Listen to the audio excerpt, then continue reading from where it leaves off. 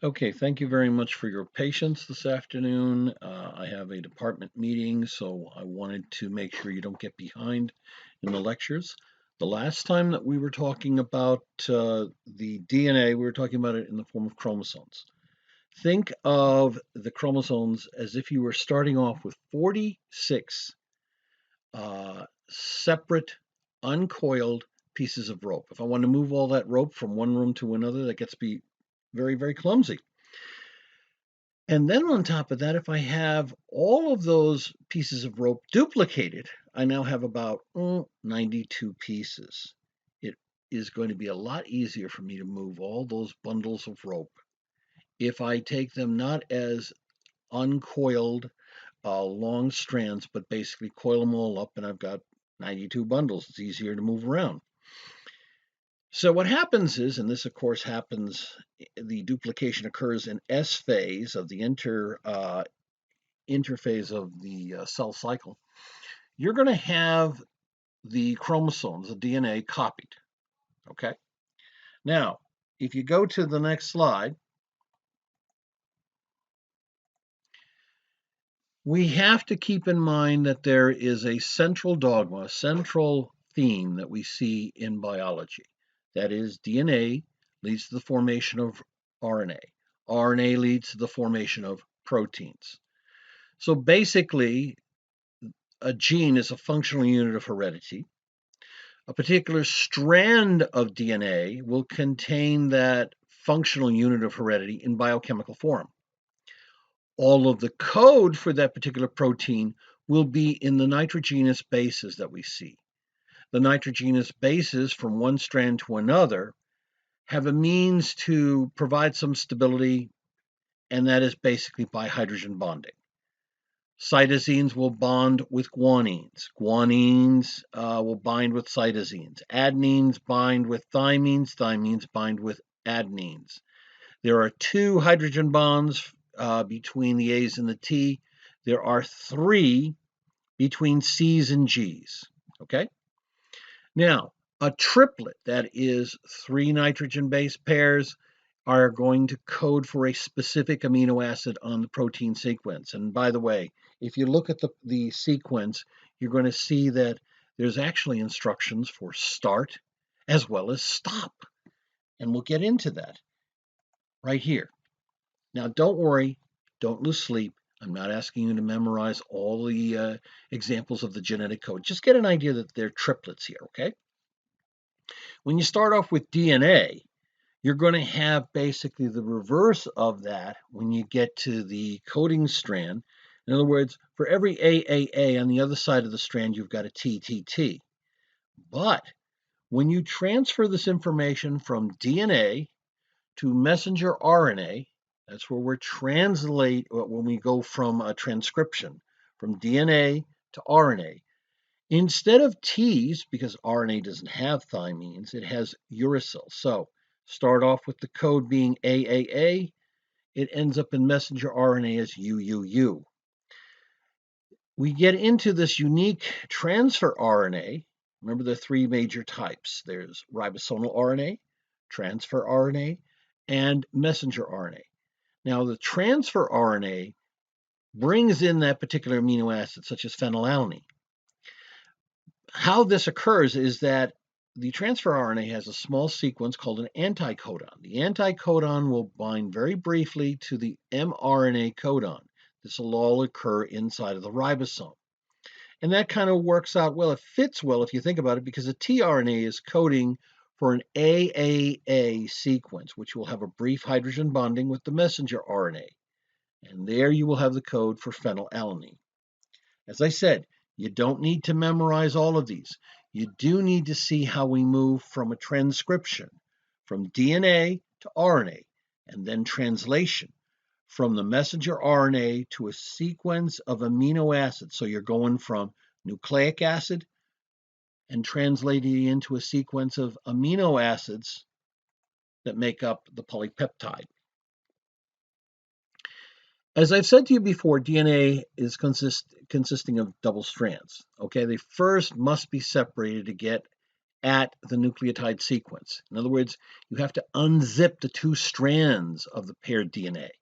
This is done, of course, by an enzyme. There are going to be other enzymes that are going to play key roles, and I'll mention those from time to time. When you start making a copy of that particular strand of DNA, you're going to find that to make another copy of the DNA, you're going to use a particular enzyme called DNA polymerase. That is, it makes a polymer. It's ASE, which means it's an enzyme, and it's going to make a copy of the DNA, so it's called DNA polymerase. Now, do we have an RNA polymerase? Yes, we do. To translate from RNA code, to transcribe from DNA code to RNA, what you're going to do, transcribing is really making a copy, okay? So to make the copy of the DNA code in the form of RNA, you're going to have another enzyme play a role. You have the two strands separated, and you have a particular enzyme called RNA polymerase. RNA polymerase will take the DNA and start making the strand of messenger RNA. Okay?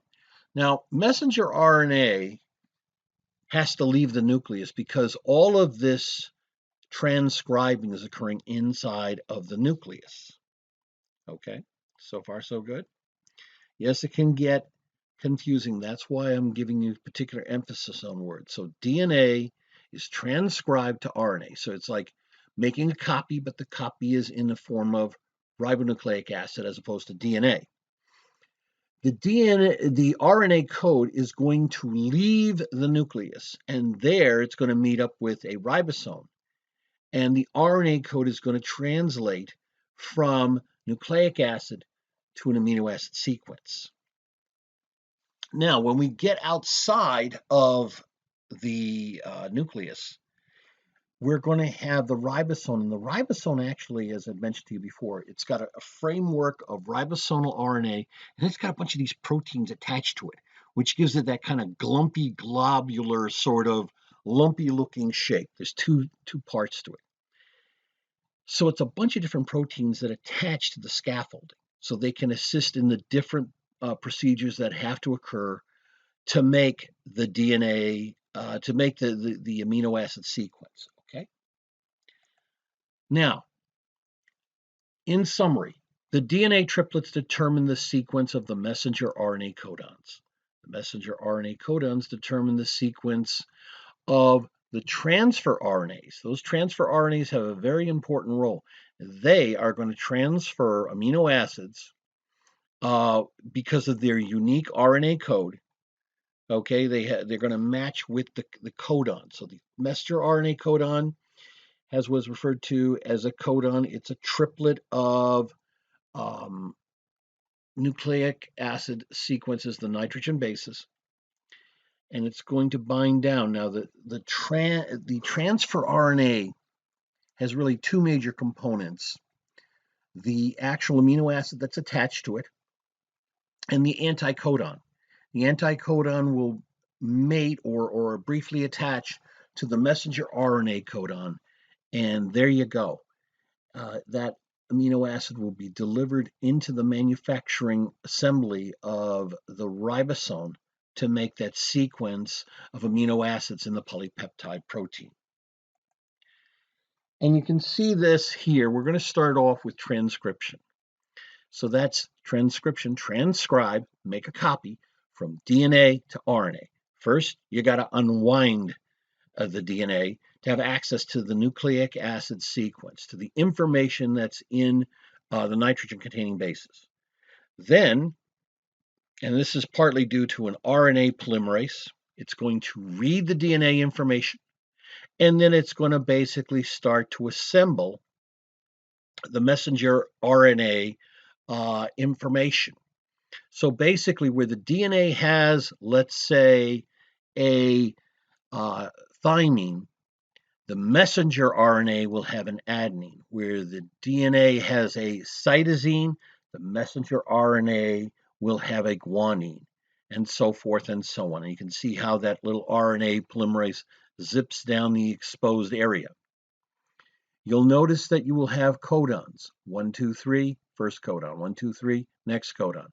Each one of these will code for amino acid. But how do you stop? Think about it. I'm going to give you a car. It's 500 feet long. How do I drive around the roads with a 500-foot long car? Well, that was one little problem they had at the last assembly line. They forgot when to exactly stop making the car. So they'd add on tires and they'd add on this and they'd add on that. But it's virtually useless. A 500-foot long car? You couldn't drive around in the hills and the roads in Worcester. That's the point. You have to have a stop codon that will say to the RNA polymerase, no more amino acids added. And then the RNA polymerase pops off, okay? This occurs also when you're going through the protein assembly inside of the ribosome. Keep that in mind, okay? All right. You see, the major point there that I had previously was that if you have a much larger protein, because you've continued to add on amino acids, that can make a defective protein, just like that car that sounds so great. 500 feet long is defective. And one other interesting thing about this is that the messenger RNA, before it leaves the nucleus, has to go through a final level of processing. This final level of processing that you may notice is basically what we call pre-RNA editing. And basically what's going on here is that there's a few pieces inside of that messenger RNA that have to be clipped out. And then you have to splice together the good stuff. The material that gets clipped out is called introns. The material that's saved are called exons. The introns are non-coding intervening sequences. The exons are the coding sequences that are spliced together that will eventually make a mature messenger RNA. Now, this all occurs before even the messenger RNA leaves the nucleus, okay? And there are some small enzymes and unique biochemical reactions that occur to make this happen. But as long as you get the idea that you're going to have basically this modification that occurs after you initially have made the messenger RNA. It's immature.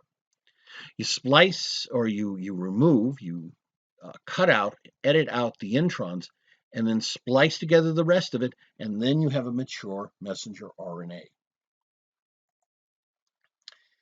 So let's get into translation, taking nucleic acid information and translating it into amino acid sequence. Excuse me. Now, the steps that require the ribosomes. Now, mind you, these are either ribosomes that are freely floating in the cytoplasm or that they are attached to the rough endoplasmic reticulum. The only big difference is that if it's attached to the RER, that polypeptide sequence is going to be injected right inside the lumen, the space inside of the RER, okay, rough endoplasmic reticulum. There are three primary steps. Initiation. This forms the initiation complex. The anticodon of the transfer RNA binds to the codon of the messenger RNA. Now, when I say binding, this is all very brief, very quick, and it's all hydrogen bonding. And so that means that very quick, relatively weak, they match up, then you deliver your amino acid. Elongation. The ribosome moves along the messenger RNA, ka-chunk, ka-chunk, ka-chunk, ka-chunk, and once you have delivered the amino acid from the tRNA, the tRNA is basically naked now. It's got to get kicked out, and a new space is put in for the next delivery of the next codon, anticodon bonding with the transfer RNA delivering the next amino acid. Okay? Now, if you notice on sort of the right side there, they have that mention of that stop codon. This is where we get into termination. Occurs when the protein releasing factor recognizes the stop codon. So there's no real, per se, tRNA. You really have a protein that binds down to that stop codon, and basically everything comes apart. The large and the small subunits of the ribosome come apart, the completed polypeptide gets kicked out, and the messenger RNA strand that we started with floats away. Sometimes the messenger RNA can be reused time and time again. You just have a new reassembly, the large and the small ribosomal subunits attach, and they read the entire messenger RNA strand again. Now, this is giving you a closer view of every one of the components. Now, keep in mind, again, messenger RNA does not have thymine. Messenger RNA has uracil, where thymine would normally be. And you can see how you have initiation and elongation. Okay? So moving on from here, we're going to go into a new area, and this is cell membrane properties. Some of this you would remember from the previous lab. If you have a membrane that is completely impermeable, whether it's a large molecule or small, whether it is polar or not, whether it is ionized or neutral charge, nothing gets through. A freely permeable membrane, everything gets through. Large molecules, small molecules, lipid, polar, nonpolar, carbohydrates, water, ions, neutral molecules, etc. The plasma membrane is selectively permeable, and that means that certain molecules can go through, others cannot. The ones that could easily pass through, right through a membrane without any assistance, would be small molecules that are neutral, and these would be not polar. So as I mentioned to you before, molecules like oxygen, molecules like nitrogen, carbon dioxide can easily pass through. Now, lipids can pass through because what they can do is go through the lipid bilayer that makes up the plasma membrane, and you've got it going through. The bigger, larger lipid molecules would not be able to do that as easily. And of course, polar molecules, large molecules, ionized particles can't. Water can pass through a permeable membrane, but that's because it has a certain channel molecule unique for water called aquaporins. Now we're going to move from here to molecular transport. Molecular transport across membranes, this is because we have unique structures that are in the membrane so that some of the larger molecules can pass through, some of the molecules that are ionized can pass through, etc. If you just had a pure membrane that was made up of phospholipids, okay, a bilayer, when I mean bilayer, there's two layers there. Notice that always you have the fatty acid tails in the middle. You really couldn't get a lot of these molecules passing through, okay, because what you'd have is sort of this nonpolar lipid-soluble barrier in the middle, and of course with no proteins there. But how do we have selectively restrictive diffusion, as I've mentioned before? Lipid soluble, nonpolar, non-ionized, small molecules can pass through easily. Others that are too large, they're ionized, etc., they can't pass through, so that's why we're going to need some help. Now, there's two different types of molecular transport. Passive. Now, passive we mentioned in the lab before. That's like rolling a boulder down a hill. It's going basically wherever you have your concentration gradient, where you have a difference between high concentration and low concentration. Passive transport takes advantage of the molecular motions that go on, and basically they're passing out from an area of high concentration to an area of low concentration. No energy is required.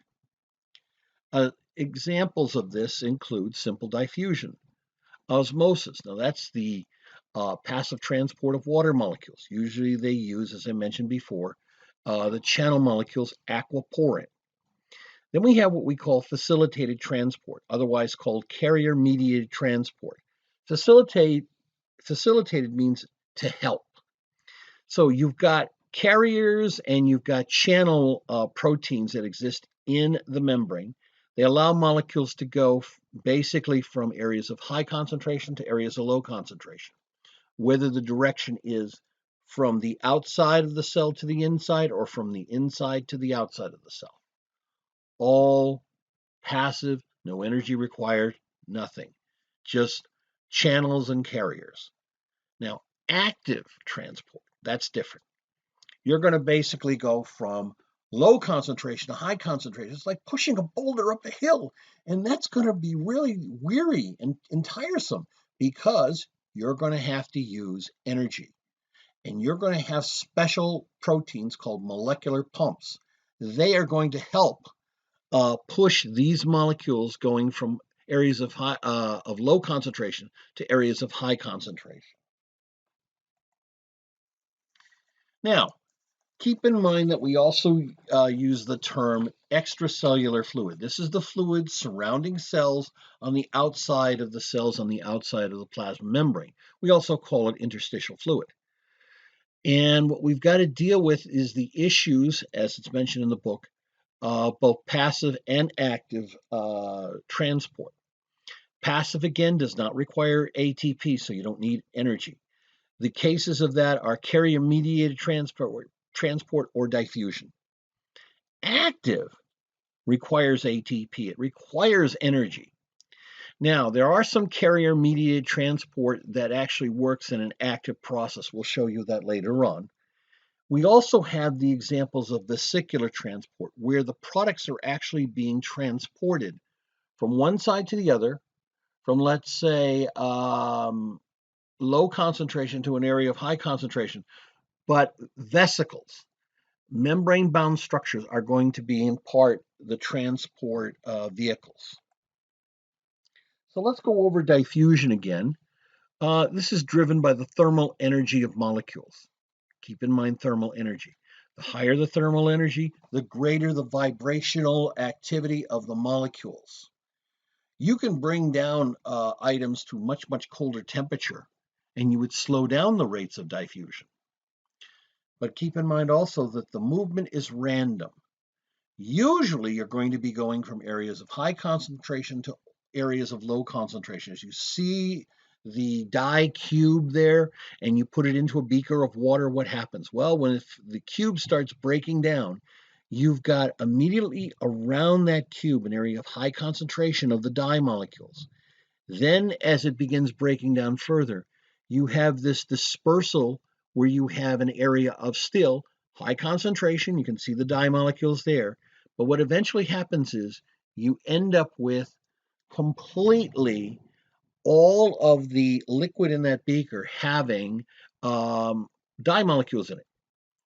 So what happens is you've achieved equilibrium. Equilibrium is achieved once the distribution is even throughout the container. Beforehand, what you have is a difference between the high concentration and the low concentration, which we call a concentration gradient. Okay? Now, what are some of the factors that do affect diffusion? Well, as I mentioned before, temperature, distance, molecular or ion size, and electrical forces. Don't worry, we'll go through all of them. When we talk about distance, the shorter the distance, the more quickly the concentration gradients are eliminated.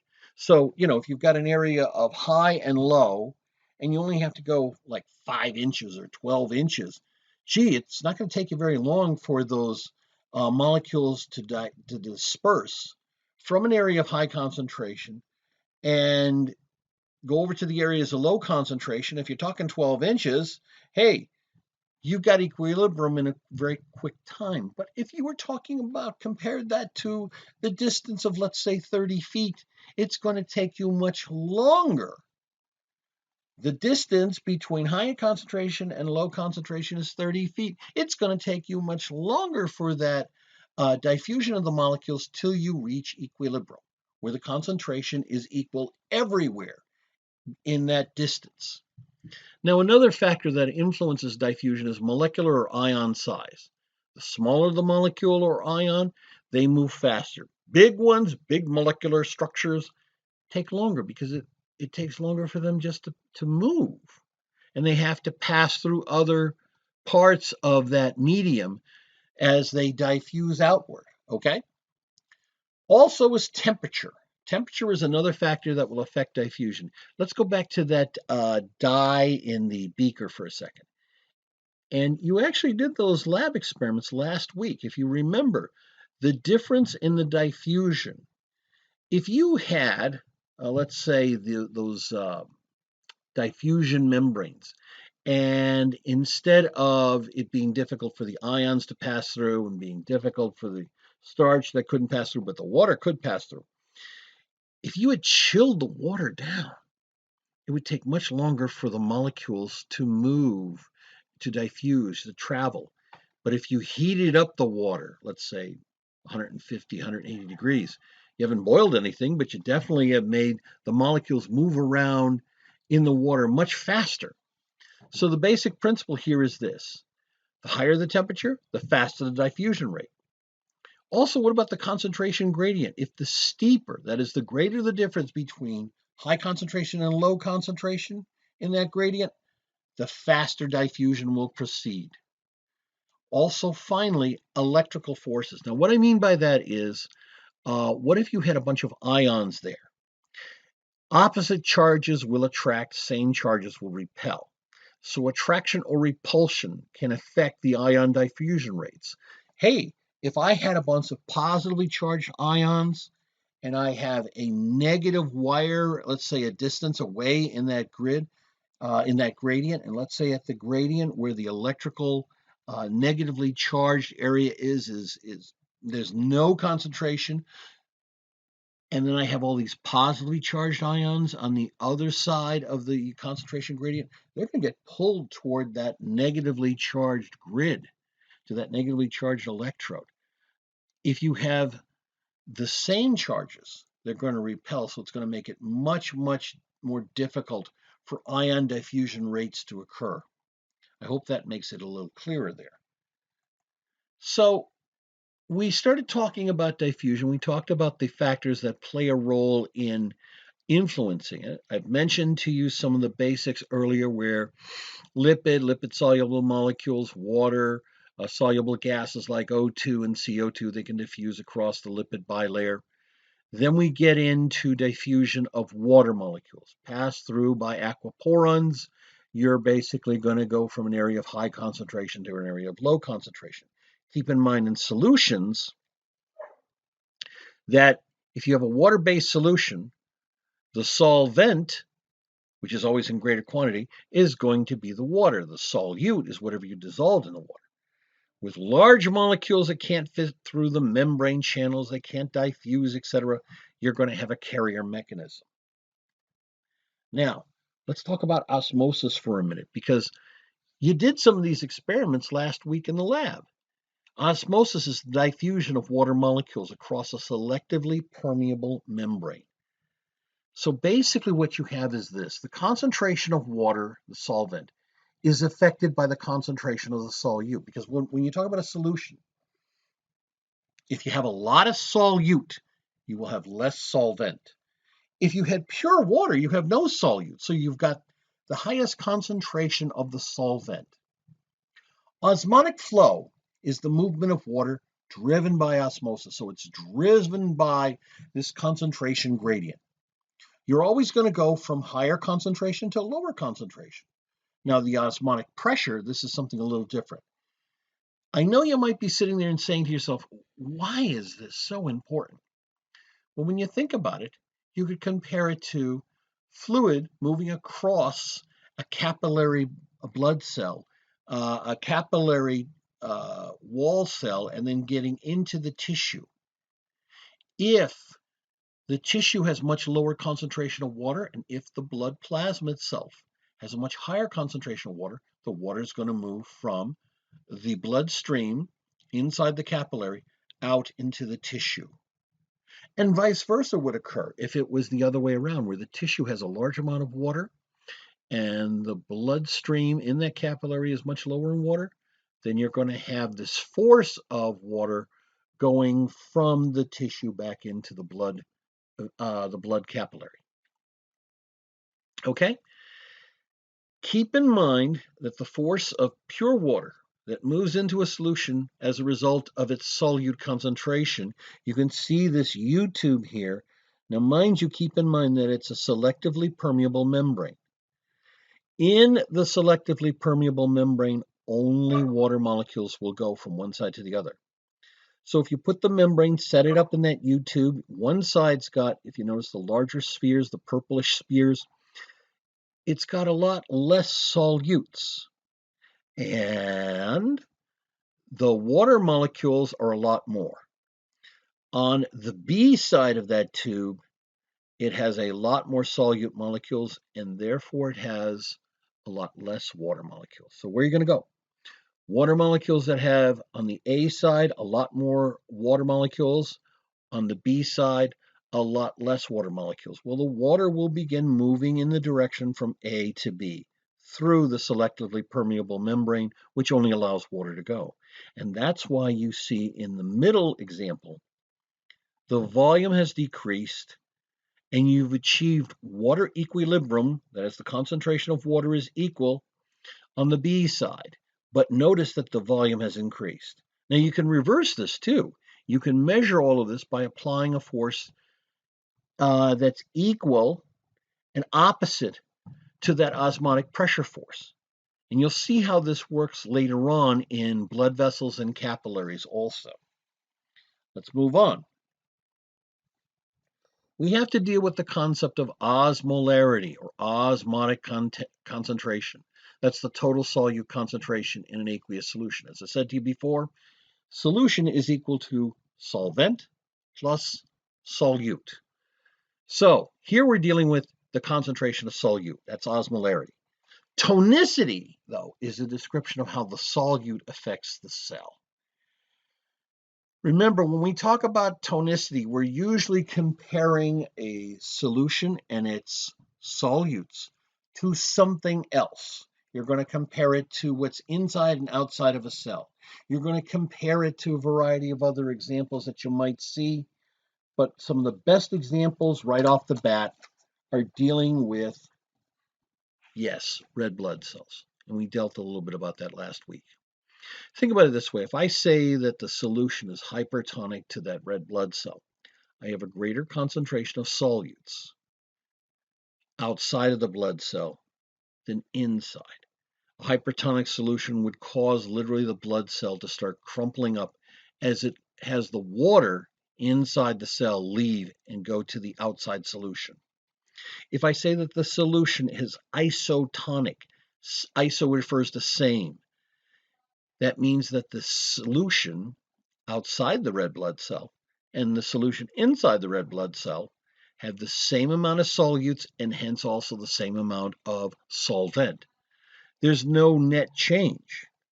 If I say that the solution is hypotonic to the red blood cell, that means that you have a lesser concentration of solutes surrounding the red blood cell, much higher concentration of solvent, which would be water, outside of the cell. So the water is going to go from an area of high concentration outside the cell to an area of lower concentration inside the cell. And that's when the cell begins to expand out and eventually bursts. The cell bursting is called hemolysis. This is a critical issue. I've mentioned to you before when you talk about IV solutions and how you have intravenous jet injections and things like that. If we talked about a minute ago where we put the cell into a hypertonic solution and the cell starts deflating and crumpling up, almost looks like a raisin. This is referred to as crennation, the shrinking of the red blood cell. And you see this here in these examples. Just review them.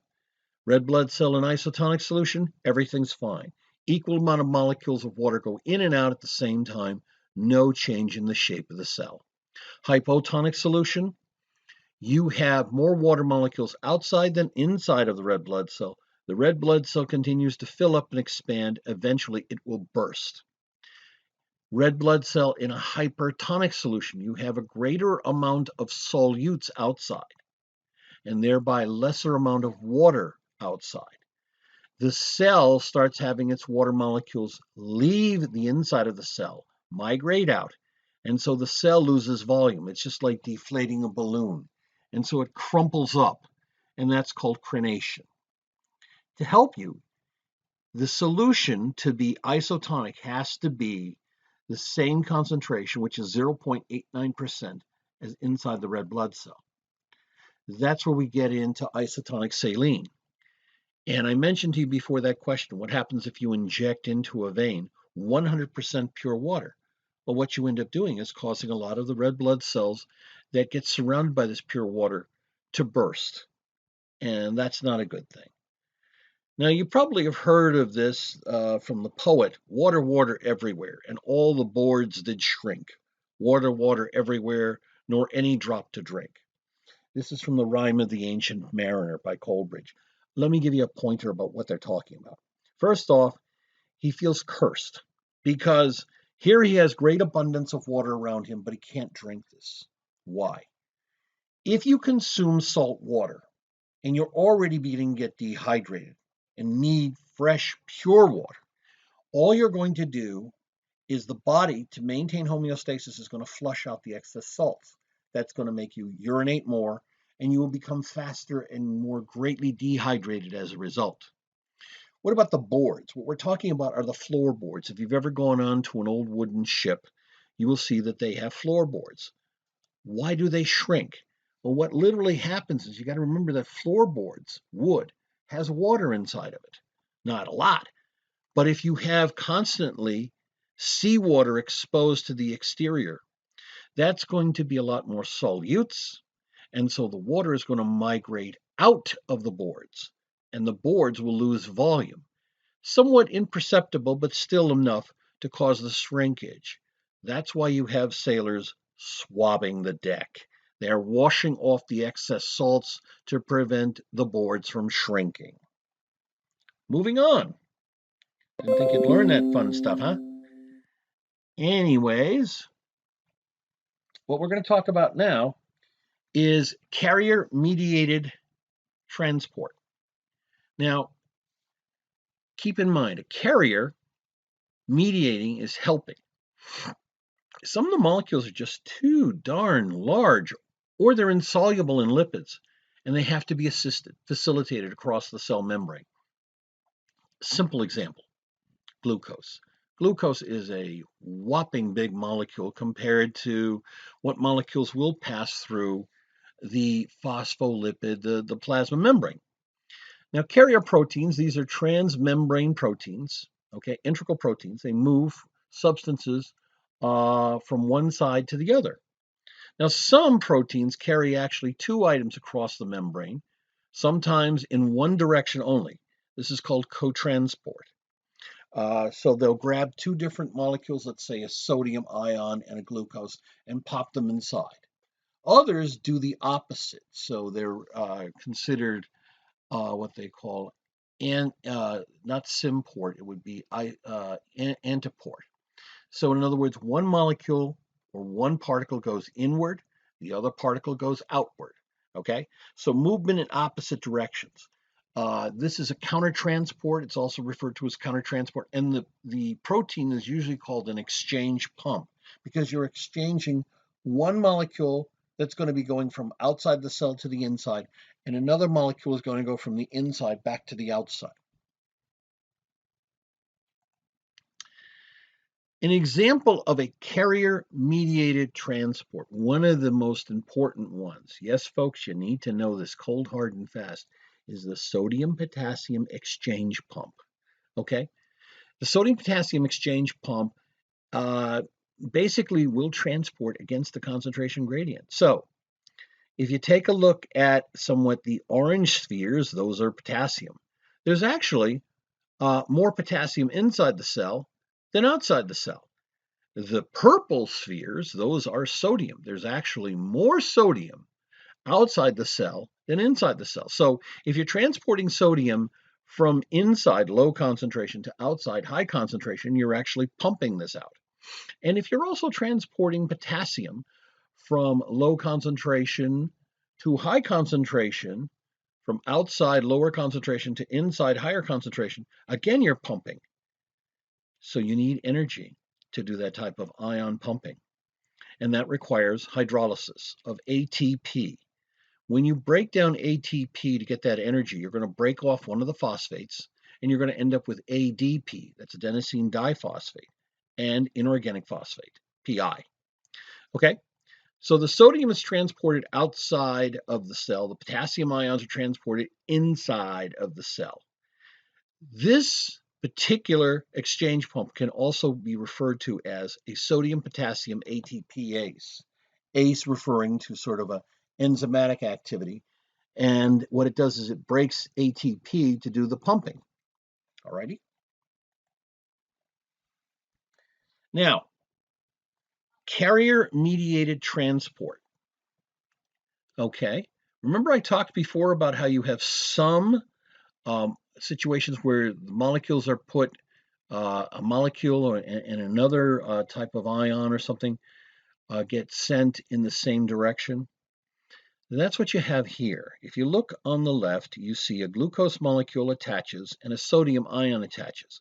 And when that happens, the entire transport protein flexes and dumps the glucose and the sodium inside. But don't worry about that because the sodium later gets pumped back outside. It's sort of an active transport, but it doesn't need ATP. It really is using the sodium concentration gradient, and you have the glucose tagging along, okay? And as a result, it works out very nicely. You know, the sodium gets pumped inside. Sodium is higher concentration outside, lower inside. And as this is getting to occur, glucose hitches a ride, and as a result, gets pumped inside. Then to reestablish the proper concentrations of high sodium outside, low potassium in low sodium, low sodium inside. You have the ATP pump, the NAK, that is the sodium potassium pump, taking the sodiums, pumping them outside, and again, also it will take potassiums from the outside to the inside. Now, you might not have a total appreciation of this. Let me just give you one other pointer that'll help you now. The sodium potassium ATPase pump is exceedingly important in the function of the balance of ions, sodium and potassium, for a variety of tissues, including nerves, neurons, the nerve axons, as well as skeletal muscle and a variety of other muscles, because part of the mechanism to get these structures to function relies on the movement of sodium and potassium ions across the membrane. Okay? We are almost done for today. I'm going to basically go one more, and that'll get us up to about the 50-minute mark, 50. Now here's what we're going to do. I encourage you, we're going to review a little bit of this. This particular slide we'll start with on Friday. Take the time and review this material. This content will be posted and stay present. This is a YouTube account I have, but I'm still telling you now, you need to review this material as if I was in the class, okay? All right, so let's go through this. Vesicular transport. This is unique because you have vesicles, membrane-bound sacs. The molecules are going to be transported inside and outside of the cell in these membrane-bound sacs. Both transport is directing, the transport to direct this requires ATP for energy. So this is a form of active transport. Now, you have several different approaches here: exocytosis, endocytosis. Endo, think inward direction.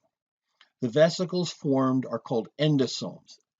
And basically what you have is molecules on the outside are attached to receptors. And the receptors are on the membrane.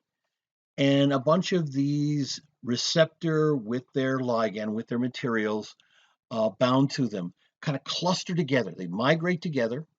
And underneath them is a protein called clathrin. And what clathrin causes is the formation of these pits, which will then engulf and form a vesicle. This accounts for a couple of different types of transport. One of them is called pinocytosis, which is cell drinking. We bring actually in liquids. Phagocytosis, cell eating. The best known cells that do this are called phagosomes. They literally will engulf things like bacteria or toxins or cell fragments, and they'll bring them inside.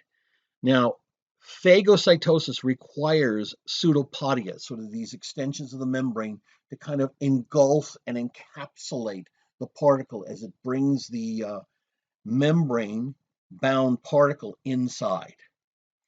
Exocytosis, exo means going outward. This is how a lot of cells will secrete different things like proteins or hormones or enzymes, etc. Okay? So what I'm going to do is I'm going to mark this off here as where we are. We will finish up this chapter on Friday. I encourage you to review the videos and review the notes and review these slides. I will make the slides as a whole available after Friday, 5 p.m. And I hope everyone has a wonderful day.